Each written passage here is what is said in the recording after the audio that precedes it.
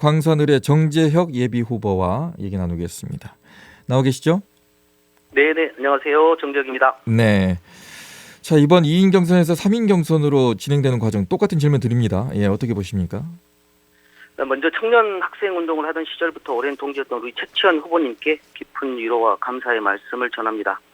우리 정치의 광주 정신을 다시 새기고 싶다는 최치원 후보님의 말씀에 깊이 공감합니다. 아마 저를 경선 후보로 선택해 주신 배경에는 민주당에 대한 높은 기여도, 그리고 정체성, 그리고 제가 제시한 의정활동 능력과 도덕성을 높이 평가해 주신 거라고 생각합니다. 광산을에서 현역을 유일하게 대항할 수 있는 실력 있고 흥결 없는 저 정재혁이라고 자신 있게 말씀드립니다. 네. 상대 후보 측에서는 여론조사 결과에서 4위가 어떻게 경선을 통과할 수 있느냐, 예비 후보가 될 수 있느냐, 이렇게 말을 하는데 어떻게 보십니까? 네네. 말씀드렸듯이 이번 그 경선 평가는 정성 평가, 그다음에 정량 평가가 있습니다. 네. 적합도 조사인 40%가 정량 평가인데요. 여론조사의 비율로 40%가 아마 들어간 걸로 알고 있고, 제가 말씀드렸던 정성 평가 부분이 있습니다. 당에 대한 기여도나 정체성, 그리고 의정활동 능력, 도덕성들이 50% 이상을 차지하고 있습니다. 네. 거기에 대해서 높은 평가를 저는 받았다고 생각하고, 당이 시스템 공천을 하기 때문에 순위를 매겨서 공정한 평가를 했다고 저는 봅니다. 네. 일각에서는 사실상의 단수 공천 아니냐라는 말까지 나왔습니다. 그 얘기는 현역 의원과의 예를 들어서 경쟁에서 경쟁력이 좀 떨어지는 거 아니냐라고 보는 시선에 대해서는 어떻게 보십니까?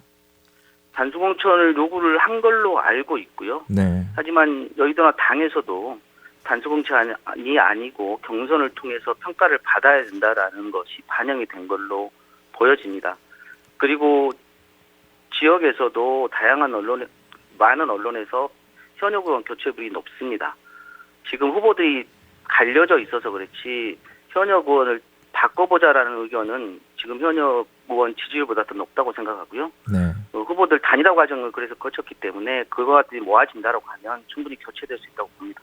현역 의원을 교체해야 되는 이유는 뭡니까?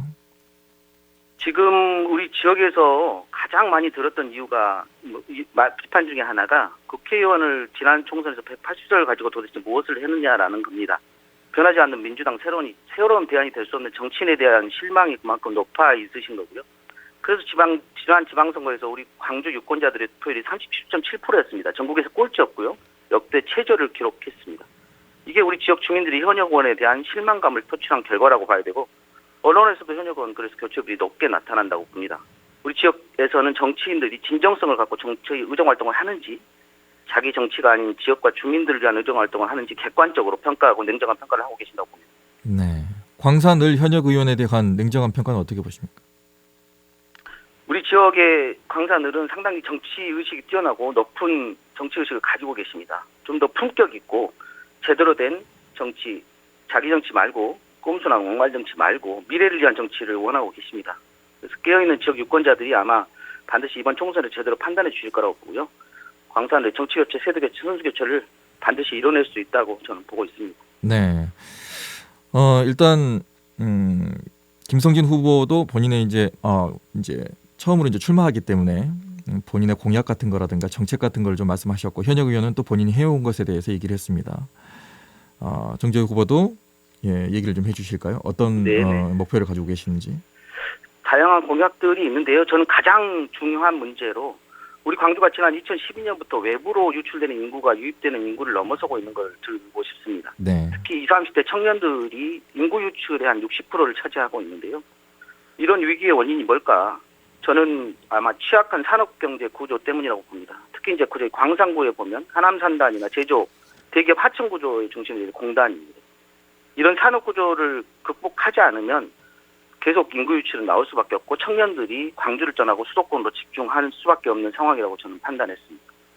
근데 이런 광산구는 충분히 도약할 수 있는 잠재력이 있습니다. 아쉽지만 주요 산단을 가지고 있고 저희 어등산이나 영산강, 황룡강을 끼고 있는 평야지대이기도 하고요. 광주는 K푸드를 대표하는 맛의 고장이기도 합니다. 제가 이제 청와대 근무를 5년 동안 해보면서 저희가 글로벌 기업들 관계자분들을 많이 만났습니다. 이러한 광주의 이야기를 하면 굉장히 호기심을 갖고 계십니다. 행정적으로나 정치적으로 어떤 기업을 유치하려고 하면 많은 제도와 기준 때문에 절차가 꽤 복잡하고 힘듭니다. 하지만 이런 글로벌 기업이 직접 한번 투자를 한다고 하면 이야기는 조금 더 틀려질 겁니다. 그래서 저는 이런 글로벌 기업에 광주 혁신센터를 유치해서 아이디어를 가진 우리 젊은 청년들이 창업할 수 있도록 지원하고 스타트업 기업으로 성장할 수 있다라고 보고요. 이러한 것을 통해서 혁신 경제로 광주 경제를 제도적으로 변화를 좀 시켜보고 싶습니다. 네. 저 같은 정치인들이 아마 이런 산업구조 개편을 통한 양지역 일자리를 마련할 수 있고 제도와 정비를 좀 해낸다면 지역 불균형에 대한 해결책을 해소할 수 있다고 저는 믿고 있습니다. 네.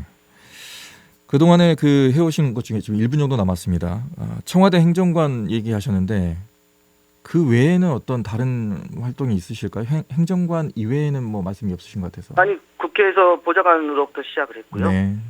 그다음에 청와대 5년간의 선임 행정관, 그다음에 공공기관 감사까지 다양한 경험과 능력을 쌓았고 인정받았습니다. 네. 특히 이제 지난 2020년 코로나 초기에 국민생활안전 담당관을 맡으면서요. 정부 대응을 총괄했고 여러분도 잘 아시겠지만 K방역이란 말이 나올 정도로 전 세계적인 찬사를 받았습니다. 한 말씀 드리자면 저는 이번 윤석열 정부가 들어서고 검찰 독재, 경제 파탄, 인사 참사, 외교 무능 등 헤아릴 수 없는 문제들 때문에 매일매일 전투를 치르고 계시는 우리 강주 시민 여러분께 죄송하다는 말씀을 일단 드립니다. 네. 그만큼 이번 총선이 국가의 운명과 사활이 걸려 있습니다. 하기에 권력이 아니라 사람의 마음을 움직여 행동해갖고 정치했던 저를 꼭 한번 기억해 주시고요. 유일하게 현역을 대항할 수 있는 흠결 없는 그런 네. 후보라고 좀 평가해 주셨으면 좋겠습니다. 네, 여기까지 듣겠습니다. 말씀 고맙습니다. 감사합니다. 언제 어디서나 내 손 안의 뉴스. 광주 MBC 뉴스 유튜브 구독으로 함께하세요.